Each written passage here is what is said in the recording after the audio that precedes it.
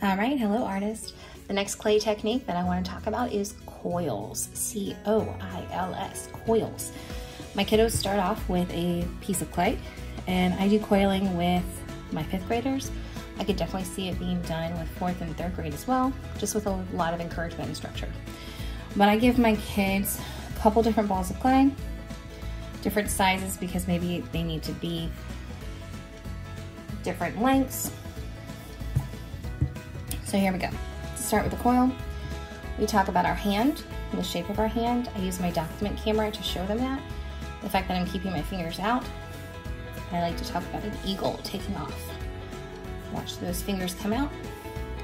When those fingers spread like an eagle taking off to fly, that is encouraging the stretching and the lengthening of the coil.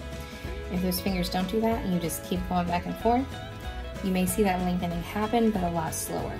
Having that lengthening technique with your kids is going to be something that can help them develop the skill of lengthening their coil at a rate that they can notice. I also teach my kids to pull that coil back instead of repeatedly rubbing back and forth, so that they can get a new starting area and not just make their fingerprints in the coil. This space right here is getting a little thin, that's okay for this purpose. I just tear off a piece and then keep going until I get the size that I want. I'm going to need a couple for this project. I'm going to be talking about how to make a coil basket or mug. Again, keep those fingers up. When it's long enough, use both hands. Only use a little bit of pressure. The big thing is with rolling rather than squishing with your fingers. Your fingers are just there to simply stretch the clay. I'm going to make one more for this video.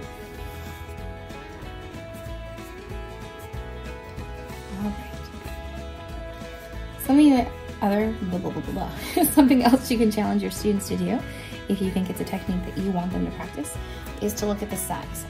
Maybe you want them to get equal lengths of coils that they create for themselves. You can use a pencil as a guide. All of these, just by chance, have been about pencil length, and that's a great uniform way to measure without pulling out rulers. Next, I'm going to get a ball of clay, and I'm going to flatten it, my hands to a circle of about a cookie length, cookie width. There we go.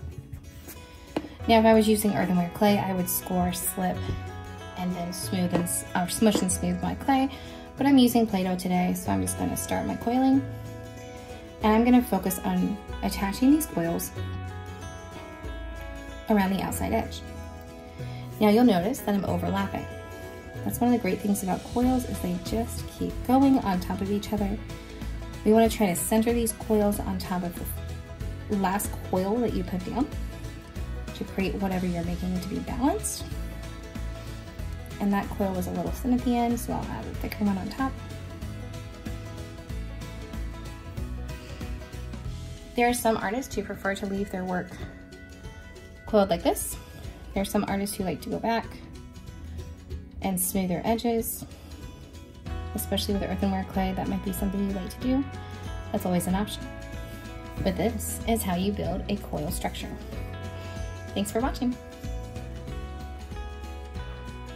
All right, so when I teach my 5th graders how to create face mugs using the coil method, this is something that I show them after we talk about coils, but to get them to start planning their mugs. It's a Google Slides presentation. We talk about different faces that they might see: human faces, animal faces, monster faces, any face. And then I showed them some examples from last year.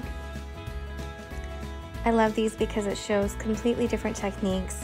Some artists like to work small, some like to work large.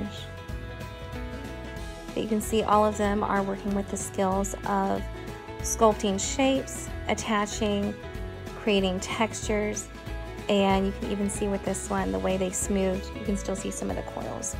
So this is even the assignment where I had them draw 4 ideas of a face mug onto a planning paper to really push their ideas. And then from that, they started building their coil face mug.